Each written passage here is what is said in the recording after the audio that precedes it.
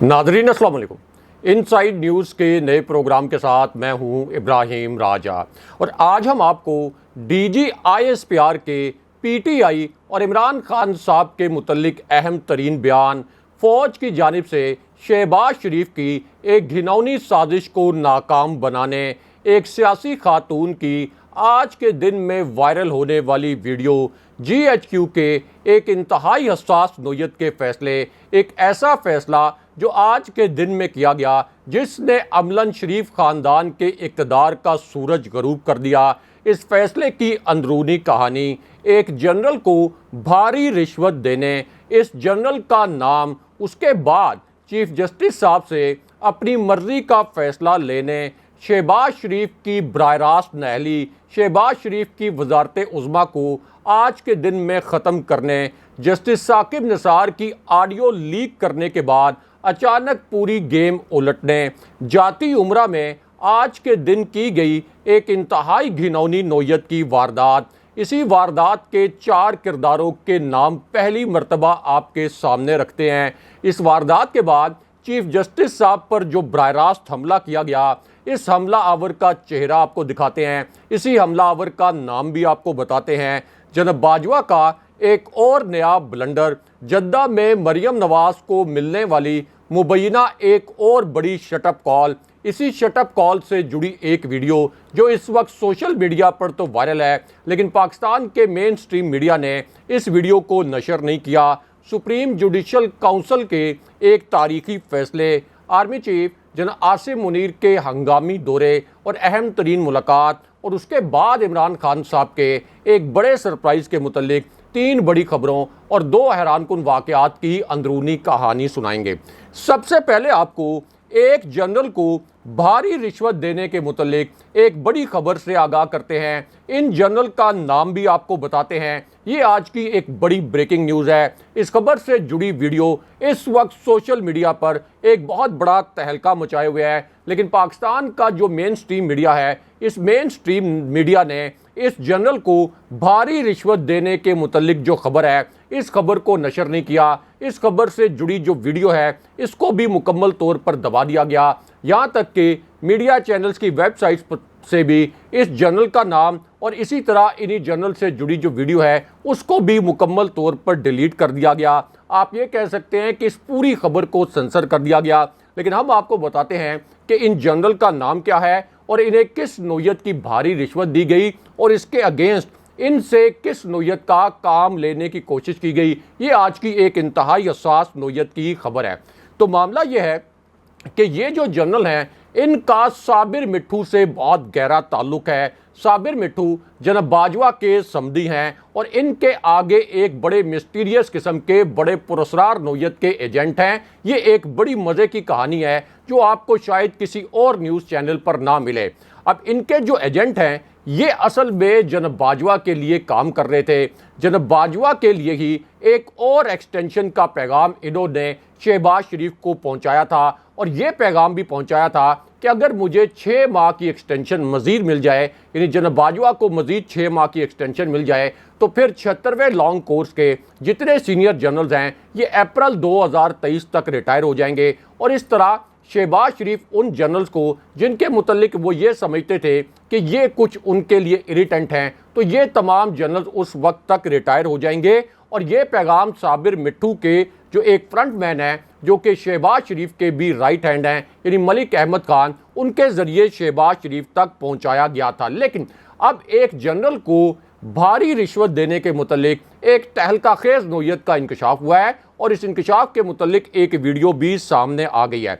अब ये जो पूरा इंकशाफ है, ये असल में जनाब बाजवा और उनके समधी साबिर मिट्ठू से भी जुड़ा हुआ है, क्योंकि जनाब बाजवा और उनके समधी साबिर मिट्ठू और इनकी पूरी फैमिली के मुतल्लिक एक स्टोरी आई। इस स्टोरी में ये बताया गया कि जनाब बाजवा ने और उनकी जो फैमिली है, इन्होंने 12.7 अरब रुपए के असासे बनाए। इस्लामाबाद की एक बहुत पोश और एक आलीशान हाउसिंग सोसाइटी है गुलबर्ग, यहाँ पर बेश कीमत प्लॉट जो हैं, ये जनाब बाजवा और उनकी फैमिली ने हासिल किए। और इसी तरह एक आलीशान जो प्रोजेक्ट है सुख चैन के नाम से, यहाँ भी जनाब बाजवा की एहलिया का एक आलीशान फ्लैट था।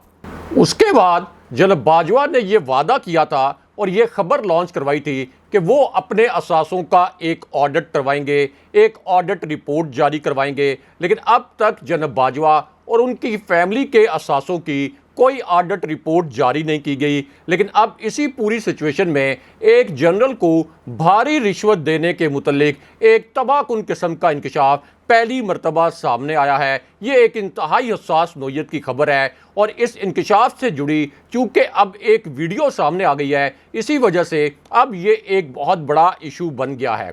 ये इंकशाफ एन उस वक्त हुआ जब चीफ जस्टिस साहब ने आइन के तहत ये फैसला दिया कि हर सूरत में 14 मई को इलेक्शन होगा। चीफ जस्टिस साहब ने सिसिलियन माफिया के दबाव के बावजूद झुकने से इनकार कर दिया और इसी पूरी सिचुएशन में अब जनाब बाजवा के ससुर जनाब एजाज अहमद के मुतल्लिक एक बहुत बड़ा इंकशाफ हो गया है और इस इंकशाफ पर सोशल मीडिया पर एक बहुत बड़ा भौंचाल आ गया है। अगरचे मेन स्ट्रीम मीडिया के ज़्यादातर चैनल ने इस खबर को नहीं चलाया और इस खबर को मुकम्मल तौर पर दबा दिया।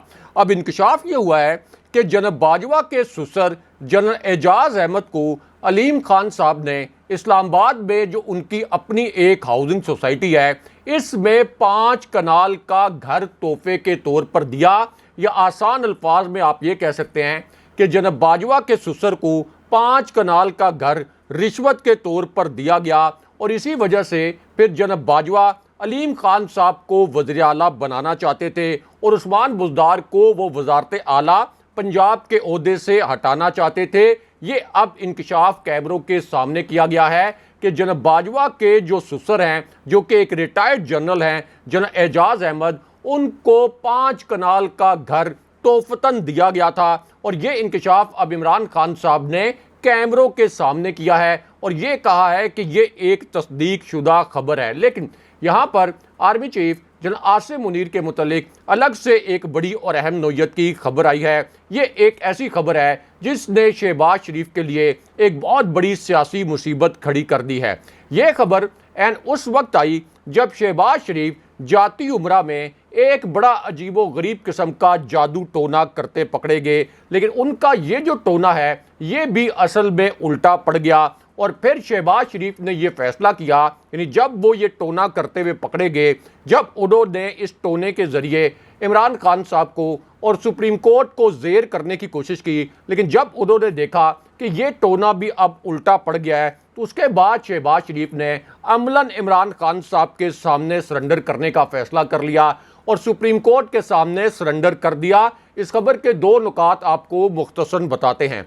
तो मामला यह है कि लाहौर में छुट्टी के दिन भी एक हंगामी इजलास शहबाज शरीफ की जानिब से अपने घर पर बुलाया गया। इसमें अटॉर्नी जनरल और वज़ीर कानून को भी हंगामी तौर पर मदऊ किया गया। अय्याज सादिक, ख्वाजा साद रफ़ीक और मलिक अहमद, जो कि साबिर मिट्ठू के फ्रंट मैन हैं, जो कि जनाब बाजवा के भी फ्रंट मैन के तौर पर काम कर रहे थे, उनको भी हंगामी तौर पर बुलाया गया और उसके बाद इस इजलास में वो कुछ हो गया जिसके मुतल्लिक शहबाज शरीफ ने कभी इमेजिन नहीं किया था।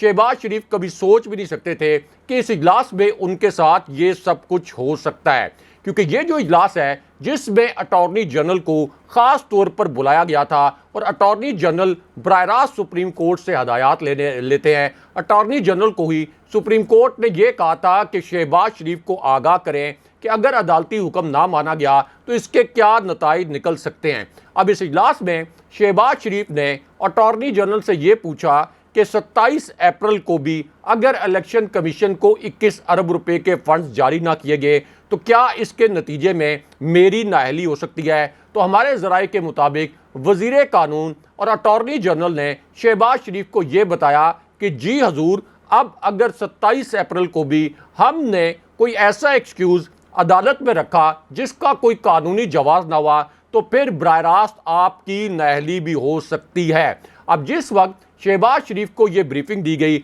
उसके बाद शहबाज शरीफ ने अमली तौर पर इमरान खान साहब के पैर पकड़ लिए, इमरान खान साहब के सामने सरेंडर कर दिया और फिर अय्याज सादिक को यह टास्क सौंपा गया कि हंगामी तौर पर इमरान खान साहब और पीटीआई के रहनुमाओं से रब्ता करें और किसी तरीके से मुज़ाकरात शुरू करवाएं ताकि सुप्रीम कोर्ट में 27 अप्रैल को हम ये जवाब जमा कराएं कि हमने तो आपकी हदायत के मुताबिक इमरान खान साहब से मुज़ाकरात शुरू कर दिए हैं।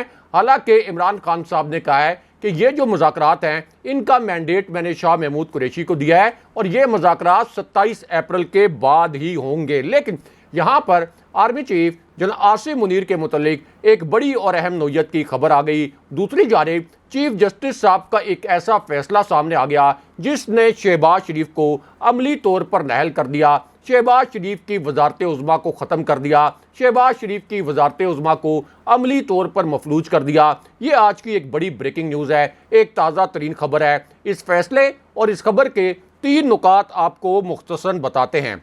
अब ये खबर और ये फैसला एन उस वक्त सामने आया जब साबिक चीफ जस्टिस साकिब निसार की ऑडियो लीक करने का मामला अचानक उल्टा पड़ गया और ये जो पूरी कहानी है ये शहबाज शरीफ की नाअहली तक जा पहुंची। इस खबर और फैसले के 3 नुकात मुख्तसरन आपके सामने रखते हैं।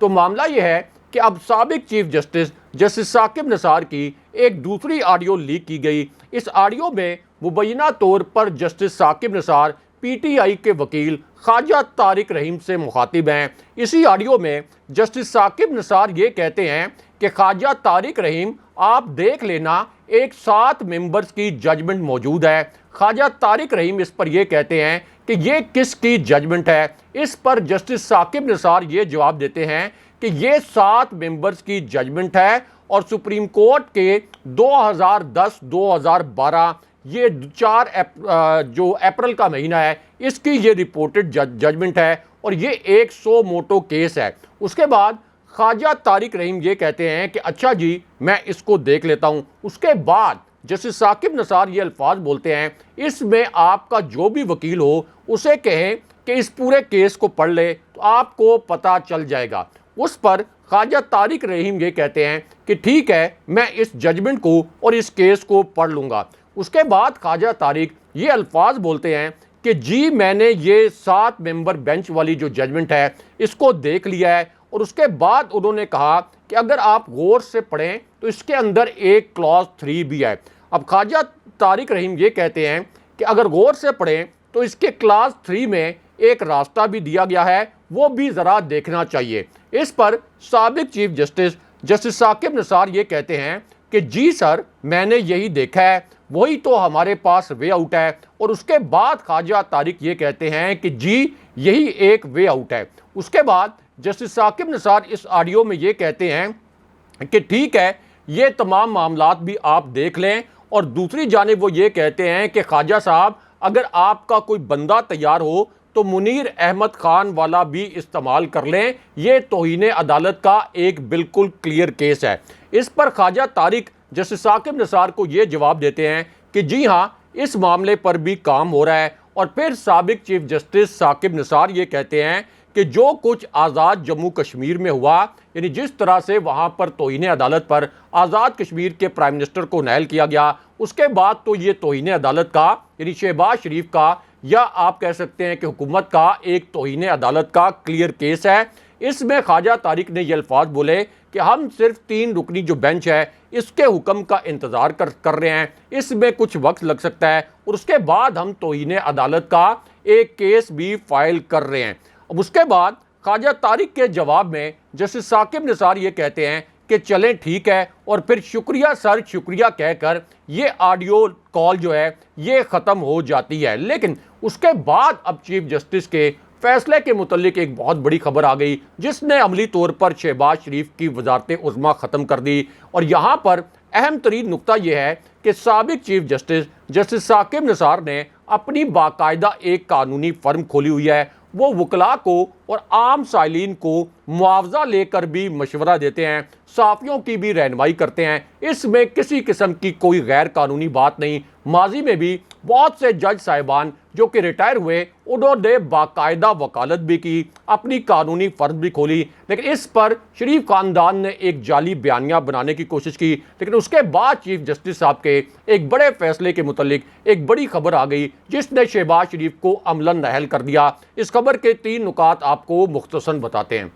अब ये खबर एन उस वक्त सामने आई जब इमरान खान साहब ने आज के दिन में पहली मरतबा एक 41 सेकंड की वीडियो जारी कर दी। इस वीडियो में पहली मरतबा 3 अफराद की शनाख्त बताई गई, 3 अफराद की निशानदेही की गई। लेकिन पाकिस्तानी मीडिया ने इस वीडियो को मुकम्मल तौर पर दबा दिया, इस वीडियो को सेंसर कर दिया। लेकिन हम आपको बताते हैं कि इस वीडियो में किन 3 अफराद की निशानदेही की गई। इन तीनों अफराद के चेहरे भी आपको दिखाते हैं, इन तीनों अफराद के नाम भी आपको बताते हैं। और इमरान खान साहब ने इस वीडियो को जारी करते हुए जो 3 बड़े इंकशाफात किए, जहां से मीडिया के पर जलना शुरू हो गए, इन तीनों इंकशाफात के मुतल्लिक भी आपको मुख्तसरन आगाह करते हैं। इस इंकशाफ के पहले हिस्से में इमरान खान साहब ने ये अल्फाज बोले कि हम किसी सूरत इलेक्शन 14 मई से आगे नहीं जाने देंगे। हुकूमत अगर जून में इलेक्शन की बात करे तो हम मज़ाकरात कर सकते हैं। ये आज की एक बड़ी ब्रेकिंग न्यूज़ है। लेकिन उसके बाद इमरान खान साहब ने एक हैरान कुन नोयत की वीडियो जारी कर दी। इस वीडियो को जारी करने के साथ इमरान खान साहब ने ये अल्फाज बोले कि मैं ये वाज़े अल्फाज में बता दूं कि अगर कोई कुव्वत ये समझती है कि प्रेशर डालकर वो बच सकते हैं तो हम ऐसी तहरीक चलाएंगे जो तहरीक इससे पहले पाकिस्तान में कभी नहीं चलाई गई होगी। उसके बाद इमरान खान साहब ने तीसरा नुक्ता ये उठाया कि कासिम सूरी की रूलिंग भी आज खुद नोटिस के तहत मुस्तरद की गई थी। उस वक्त तो सुप्रीम कोर्ट के इसी बेंच की बड़ी तारीफ़ें की गई थी। हमारे लिए रात 12 बजे अदालतें खुली, हमने तब भी सुप्रीम कोर्ट का फैसला तस्लीम कर लिया। लेकिन उसके बाद इमरान खान साहब ने एक हैरान कुन नोयत की वीडियो पहली मर्तबा जारी कर दी, जिसको मुकम्मल तौर पर सेंसर कर दिया गया। हम आपको बताते हैं कि इस वीडियो में कौन से 3 अफराद नज़र आ रहे थे।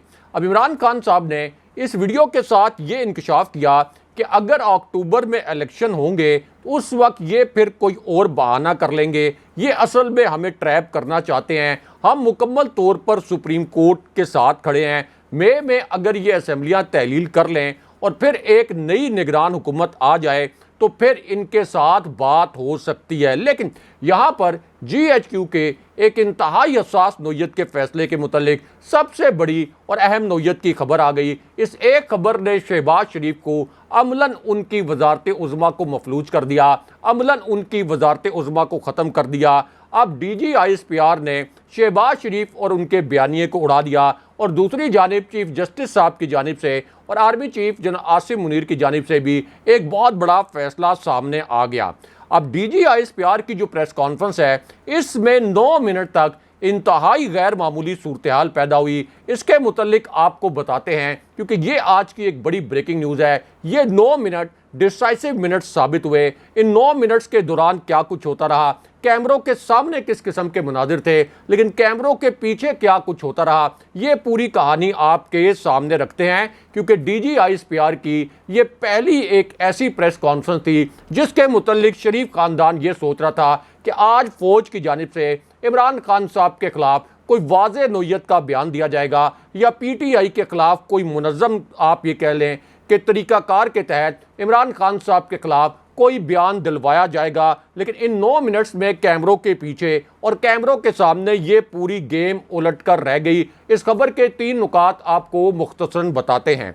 अब DG ISPR से पहला सवाल ये किया गया, या आप ये कह सकते हैं कि उन्हें उकसाने के लिए इस सवाल में ये तासुर देने की कोशिश की गई कि PTI मुबैना तौर पर कोई फ़ौज के ख़िलाफ़ कोई मुहिम चला रही है। यानी एक तरह से कोशिश ये थी कि DG ISPR और फ़ौज की जानिब से इमरान खान साहब के ख़िलाफ़ कोई बयान आ जाए। लेकिन इस पर DG ISPR ने ये अल्फाज बोले कि हम तमाम सियासी जमातों का और तमाम सियासी लीडर्स का बेहद एहतराम करते हैं। सवाल ही नहीं पैदा होता कि फ़ौज किसी एक सियासी जमात की हमायत करे, इसलिए इस किस्म के सियासी सवालात ना किए जाएं। उसके बाद DG ISPR ने ऐसे अल्फाज बोल दिए जो कि शहबाज शरीफ के लिए और नवाज शरीफ के लिए और पूरे शरीफ ख़ानदान के लिए तबाहकुन साबित हुए। DG ISPR ने कहा कि जैसे फ़ौज किसी ख़ास मसलक, किसी ख़ास इलाके या किसी ख़ास सोच की हमायत करे तो मुल्क में सिर्फ इंतशार फैलता है। इसलिए सवाल ही नहीं पैदा होता कि पाक फ़ौज किसी एक नज़रिए के ख़िलाफ़ या किसी एक सियासी जमात के ख़िलाफ़ इस्तेमाल हो। उसके बाद DG ISPR से ये सवाल किया गया कि क्या PTI के ख़िलाफ़ कोई एक्शन होगा। DG ISPR ने इस पर फ़ौरन रिएक्ट किया। उन्होंने कहा कि ये मुकम्मल तौर पर एक सियासी सवाल है और जो फ़ौजें किसी मखसूस सियासी नुक्ता नज़र को या किसी एक सियासी नुक्ता नज़र या एक सियासी जमात को सपोर्ट करती हैं तो उस मुल्क में इंतशार फैल जाता है। हम कभी भी किसी की सियासी पुष्पनाई नहीं करेंगे। उसके बाद DGISPR का जो आखिरी नुक्ता था, ये शहबाज शरीफ की वजारत उज़्मा को अमलन मफलूज कर दिया, क्योंकि DGISPR ने यह कहा कि असल ताकत का महवर अवाम है। हमारे लिए तमाम सियासी जमातें काबिल एहतराम हैं। पाकिस्तान की फ़ौज एक कौमी फ़ौज है। हम किसी ख़ास सियासी जमात या नज़रिए की तरफ राग़िब नहीं हैं। आवाम भी ये नहीं चाहेगी कि फ़ौज इस किस्म की लाहासिल बहस में पड़ जाए। हम तामीरी तनकीद को बहुत अहमियत देते हैं, लेकिन कोई ये नहीं चाहेगा कि फ़ौज किसी ख़ास सोच या किसी ख़ास सियासी जमात की हमायत या किसी ख़ास सियासी जमात की मुखालफत करे। यानी यहाँ पर अहम तरीन बात यह है